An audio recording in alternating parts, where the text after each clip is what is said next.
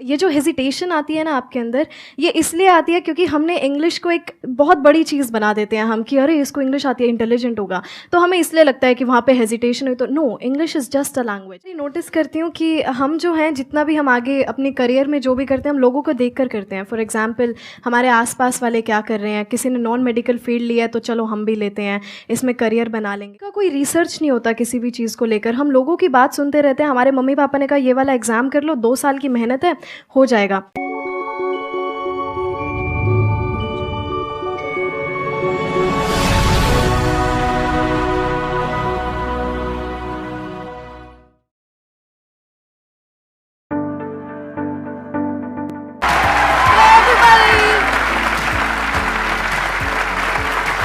So nice to meet you. मैं शुरू करने से पहले एक बात बोलना चाहूँगी। यहाँ पे किसी को पता नहीं है, बट जैसे मैं अलग अलग जगहों पर लोगों को इंस्पायर करती हूँ, तो मेरे पास एक छोटी सी स्टोरी है। 10 साल पहले एक आपका सेमिनार आया था, लाइफ चेंजिंग सेमिनार। तब मैं 9 साल की थी और वो सेमिनार हर जगह बहुत फैला हुआ था। कभी पापा उसे देख रहे हैं, कभी माँ देख रही हैं, कभी मामा देख रहे हैं। तो मुझे हर किसी के फ़ोन पर वो सेमिनार दिखता था, Sandeep Maheshwari must watch life changing seminar. अब उसमें इतने एनर्जेटिकली बोलते हैं। मैंने उस सेमिनार को काफ़ी बारी सुना। वो 2 घंटे का सेमिनार होता था और 1 महीने तक मैंने कॉन्टिन्यूसली वो 2 घंटे तक सुना, and I used to listen to it. और फिर वहाँ से मुझे सिर्फ इंस्पिरेशन नहीं मिली, मुझे लोगों को उसी तरीके से इंस्पायर करने की इंस्पिरेशन मिली कि I have to do the same thing. So thank you very much for that. Thank you very much.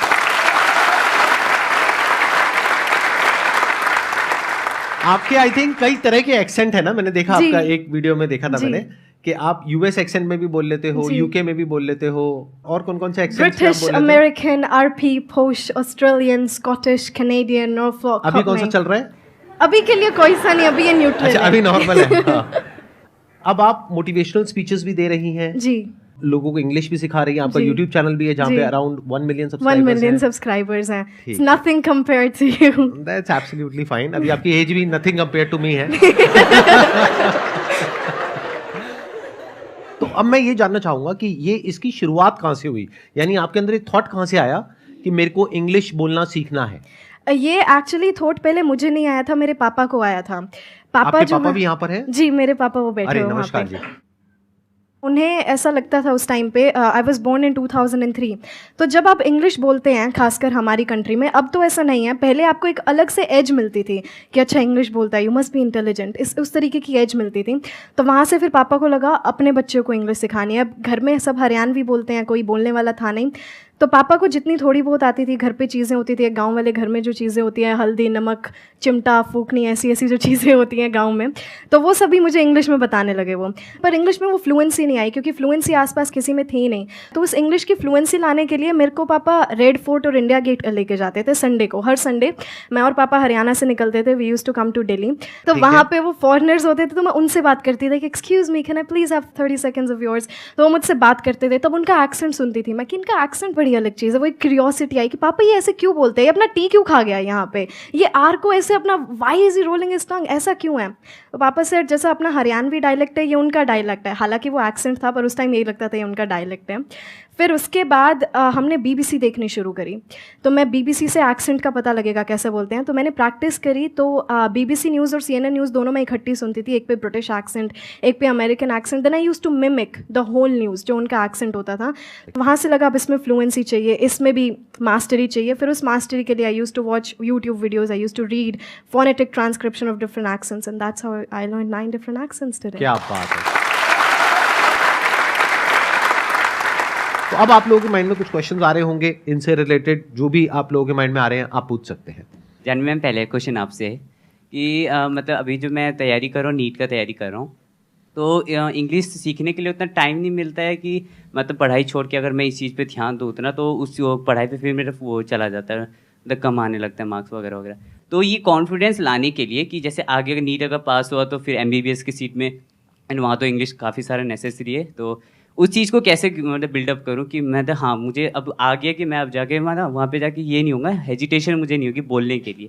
तो इस चीज़ को मैं कैसे बिल्डअप करूँ? सबसे पहले तो इंग्लिश के लिए आपको अलग से टाइम निकालने की कोई ज़रूरत नहीं है, because English is a language. So please let's start treating it like a language instead of treating it like a subject. First of all let's remember this. दूसरी बात, ये जो हेजिटेशन आती है ना आपके अंदर, ये इसलिए आती है क्योंकि हमने इंग्लिश को एक बहुत बड़ी चीज़ बना देते हैं हम कि अरे इसको इंग्लिश आती है, इंटेलिजेंट होगा, तो हमें इसलिए लगता है कि वहाँ पे हेजिटेशन हुई. तो no, English is just a language. एक लैंग्वेज को सीखने के लिए आप सबसे पहले क्या करते हैं? आपने हिंदी को सीखने के लिए क्या किया? अब यहाँ पर सारे बोलेंगे कि ये तो हमारे एनवायरनमेंट में था. तो अब हमारे एनवायरनमेंट में इंग्लिश नहीं है, पर हम अपने इनर एनवायरनमेंट में, आप सोशल मीडिया चलाते हैं? यस. तो सोशल मीडिया पे हम काफ़ी सारे रील्स देखते हैं, काफ़ी सारे पेजेस को फॉलो करते हैं. So start watching all of those in English. शुरू में आपको दिक्कतें आएंगी समझने में कि ये क्या बोल के चला गया, but if you gonna encounter those things again and again. Hindi कैसे सीखी हमने? हम उन चीज़ों को बार बार सुनते रहे, हमें वो चीज़ें पता लगने लगी कि किस सिचुएशन में हम कौन सा वर्ड यूज़ कर रहे हैं, किस सिचुएशन में हम कैसा सेंटेंस यूज़ कर रहे हैं. तो इसी तरीके से आपको इंग्लिश सीखना है. तो स्पीकिंग के लिए you have to listen more and more. So जब आप बोल रहे हैं, सोने से पहले गिव योर सेल्फ 10 मिनट्स और आप पूरे दिन का एक रिकैप लीजिए. Okay, I woke up at this time, then I did this, I took a bath, I had my breakfast. तो ये छोटी छोटी चीज़ें. So start with small sentences first, then big paragraphs. तो एक हल्की सी हैबिट की, जब भी आप कुछ देख रहे हैं सोशल मीडिया पे, start watching that in English. आप न्यूज़पेपर पढ़ रहे हैं, रीड दैट इन इंग्लिश. शुरू के 15 to 20 डेज आपको लगेगा कि क्या हो गया, फिर वो बार बार वर्ड्स रिपीट होते जाएंगे, आपके दिमाग में वो अपने आप बैठते जाएंगे. So you don't have to pressurise yourself too much about English, because it's just a language. और आप जितना इसके साथ एनकाउंटर करते रहेंगे, जितना अपने आप को इसमें इमर्स करते रहेंगे, उतनी आती जाएगी. That's it. मेरा क्वेश्चन है, जैसे कि उस वॉल पे एक कोट है, don't think outside the box, think like there is no box. तो हम उस जो हमने पहले से सोच रखा है कि बॉक्स है, तो उस बॉक्स को हम कैसे डिस्ट्रॉय करें? ये आप बॉक्स, कौन सी थॉट्स हैं ये जो आपके बॉक्स में अभी हैं? जैसे हम सोचते हैं ना कि नहीं, ये हमारी लिमिटेशंस हैं, हमें इतना करना चाहिए, इतना नहीं करना चाहिए, ये करना चाहिए, क्या सही है क्या गलत है. देखिए, आप बिना लिमिटेशंस के करेंगे तो क्या पता आप क्या कर जाएं, negatively and positively both. Limitations हैं कि आप इससे बाहर नहीं सोच सकते. सोचने की कोई दरिया नहीं होता कि ठीक है आपको सिर्फ यहाँ तक सोचना है, बट हाँ, आपको अंदर ये सेल्फ कॉन्फिडेंस भी होना चाहिए कि मैं इतना सोच रहा हूँ तो मैं ये काम कर भी सकता हूँ. मेरे पास वो सेल्फ कॉन्फिडेंस है, मेरे पास उतनी नॉलेज है, या फिर मैं उतनी नॉलेज बिल्ड कर सकती हूँ कि मैं जितना सोच रही हूँ ये काम मैं कर सकती हूँ या नहीं. सो बॉक्स जैसा कुछ नहीं होता. Think outside the box. There is no box. You know, आपकी थॉट्स की कोई लिमिट नहीं है, और आपकी जो आपका सक्सेस है उसकी भी कोई लिमिट नहीं है. बट वन थिंग, हमारे अंदर कॉन्फिडेंस की जगह ओवर कॉन्फिडेंस आ जाता है. इतना बड़ा सोच लिया, कर तो लेंगी, हमारी पूरी ज़िंदगी उस सोचने में निकल जाती है. वही मैं कहती हूँ, जो मैंने अभी आपको भी बताया था कि हम अपने फ्यूचर के बारे में सोचते हुए हम अपने प्रेजेंट को एस्केप कर देते हैं. तो आप सोचिए, आप सोचने में इतना टाइम लगाएंगे ही नहीं जब आप अपने प्रेजेंट में काम कर रहे होंगे. तो आप जितना काम करेंगे, आपको फ्यूचर के बारे में उतना ही कम सोचने को मिलेगा, क्योंकि इतना वक्त होगा ही नहीं. जब आप किसी चीज़ में अपने आप को इमर्स कर लेते हैं, आपके पास वो समय नहीं होगा कि आप उस चीज़ के बारे में इतना सोचें.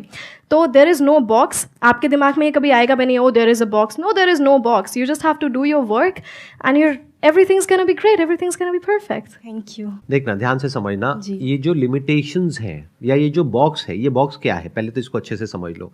जो भी आपकी नॉलेज का दायरा है और आपके एक्सपीरियंस का दायरा है, वो आपका बॉक्स है. उसके बाहर आप चाहें भी तो नहीं सोच सकते, because thought can not operate outside of knowledge and experience. जो नॉलेज और जो एक्सपीरियंस आपके माइंड में फीडेड है, या जो आपके घर वाले, आपके आसपास वाले आपको बोल रहे हैं कि ये हो सकता है या नहीं हो सकता, दोनों ही बातें कहां से आ रही है? मेरे माइंड से आ रहा है कि हो सकता है, माइंड में कहां से आ रहा है? माइंड मतलब ब्रेन. थॉट क्या होता है? थॉट कैसे काम करता है? Thought works on knowledge and experience. तो जिस तरह का नॉलेज और एक्सपीरियंस आपके पेरेंट्स को है, आपके आसपास वालों को है और आपको है, उसके बियॉन्ड आप चाहो भी तो नहीं सोच सकते. कोई ऐसी कंट्री के बारे में आप सोच सकते हो जिसके बारे में ना आपने पढ़ा हो, ना वहां पर गए हो? No sir. Our mind operates within the confines of knowledge and experience. तो क्या करना चाहिए? इसका मतलब क्या है कि हमेशा अपने दिमाग को खुला रखो. बड़े क्लियरली बोलना है कि ये मुझे पता है या नहीं पता है. तो जो हो सकता है और नहीं हो सकता है, that is on the basis of कि आपको क्या पता है, क्या नहीं पता है. तो अगर मैं अपने पता है कि दायरे को बढ़ा लूं, तो जो हो सकता है उसका भी दायरा बढ़ जाएगा. जैसे आज मेरे लिए जो पॉसिबिलिटीज है, या जहां तक मेरा माइंड सोच सकता है, क्या आपका सोच सकता है? नहीं. आप कह रहे हो नहीं, क्यों? वजह बताओ क्यों? नॉलेज. बट नॉलेज कौन सी नॉलेज? बुक्स में जो नॉलेज होती है, स्कूल कॉलेज में होती है, वो knowledge? Practical knowledge. Number 1 is practical knowledge and experience. Number 2, exposure to the international world, तो you don't have any idea कि मेरी थॉट प्रोसेस कहां पे अलाइंड है। फॉर एग्जाम्पल, आप अपने घर में जाकर के बोलते हो, बड़ा सिंपल सा एग्जाम्पल है कि मैं एक बिजनेस करना चाहती हूं अपने बेस पे, और मैं इसको 10-20 हजार रुपए से शुरू करूंगी और मैं महीने का 10 करोड़ कमाऊंगी। क्या होगा? देखो, आपको खुद को हंसी आ रही है, घर वाले तो पता नहीं क्या करेंगे। क्या होगा घर पे अगर आपने ऐसे जाकर के बोल दिया तो? मना कर देंगे। क्यों मना करेंगे? कि उनको ऐसा लगेगा कि ये पॉसिबल नहीं है, इसलिए। क्यों वो ऐसा बोल रहे हैं कि ये नहीं हो सकता? क्योंकि वो मतलब वहां तक नहीं सोच पा रहे ना जहां तक मैं सोच रही हूँ। आप भी कहां सोच पा रहे हो? ये तो मैं सोच पा रहा हूं, आप भी कहां सोच पा रहे हो? एक मिनट रुको। देखो, वो क्यों नहीं सोच पा रहे? क्योंकि उन्होंने अपने आसपास में क्या देखा है कि बिजनेस कैसे होता है।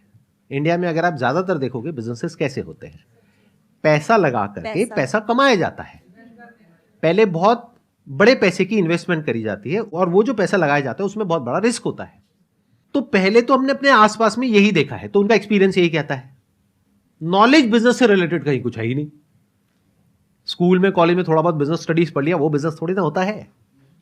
स्टार्टअप क्या होता है, कैसे होता है, इस दुनिया के बारे में तो कुछ पता ही नहीं। तो जब पता ही नहीं तो वो वही बोलेंगे ना जहां तक उनको पता है, और जो नहीं पता है वो बोल देंगे नहीं नहीं नहीं नहीं नहीं, नहीं मत करना, बिल्कुल मत करना। अब सवाल उठता है आपका, जी। आप कैसे सोच पाओगे वहां तक?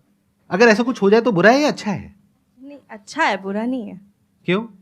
क्योंकि अगर कोई बिजनेस में स्टार्टअप हम कर रहे हैं तो ये बुरा थोड़ी है।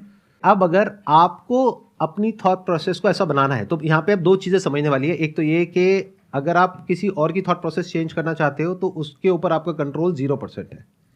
तो अपनी थॉट पे दिमाग लगाओ ना, कि अपने आप को ऐसा बनाओ कि आप कन्विंस कर सको। लेकिन आपको कन्विंस करने के लिए क्या करना पड़ेगा? पहले अपने दिमाग को इस लेवल पे लाना पड़ेगा कि आपको समझ आए कि ये कैसे पॉसिबल है। एक्चुअल में समझना पड़ेगा ऐसे लोगों की कहानियों को, ऐसे लोगों की जर्नी को जिन्होंने इसको पॉसिबल करके दिखाया। ये पहला स्टेप है बॉक्स को तोड़ने का। मैं ये काफ़ी बारी नोटिस करती हूँ कि हम जो हैं, जितना भी हम आगे अपने करियर में जो भी करते हैं, हम लोगों को देख कर करते हैं। फॉर एग्जांपल, हमारे आसपास वाले क्या कर रहे हैं, किसी ने नॉन मेडिकल फील्ड लिया है तो चलो हम भी लेते हैं, इसमें करियर बना लेंगे। हमारे खुद का कोई रिसर्च नहीं होता किसी भी चीज़ को लेकर। हम लोगों की बात सुनते रहते हैं। हमारे मम्मी पापा ने कहा ये वाला एग्ज़ाम कर लो, 2 साल की मेहनत है, हो जाएगा। तो हम काफ़ी बारी जो है ना सिर्फ दूसरों की बात सुन के हम करते हैं, या फिर हमने जो भी आज तक सुना है, क्योंकि आपके पास जो नॉलेज है वो आपके टीचर्स ने आपको बोला, आपके पेरेंट्स ने बोला, सोसाइटी ने जो बातें बोली, हम उनको फॉलो करते रहते हैं। हमारी खुद की रिसर्च कहीं पर नहीं होती।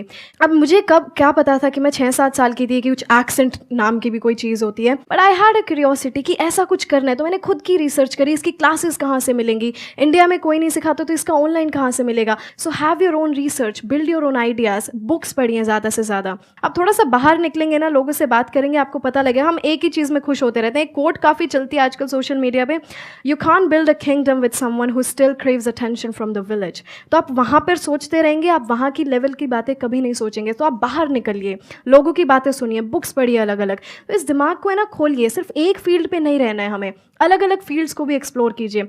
अब काफ़ी सारे लोग ये भी बोलेंगे इतना टाइम नहीं है हमारे पास, बड़े एग्जाम्स की तैयारी कर रहे हैं हम। आई गेट इट, पर जो डेली लाइफ की जो बातें होती हैं, that research, so make build your own ideas. आप अपने आप सोचना शुरू कर देंगे क्या हो रहा है। ऑब्वियसली आप किसी और के थॉट प्रोसेस को नहीं बदल सकते, पर अपने आप के थॉट प्रोसेस को आप इवॉल्व कर सकते हैं धीरे धीरे।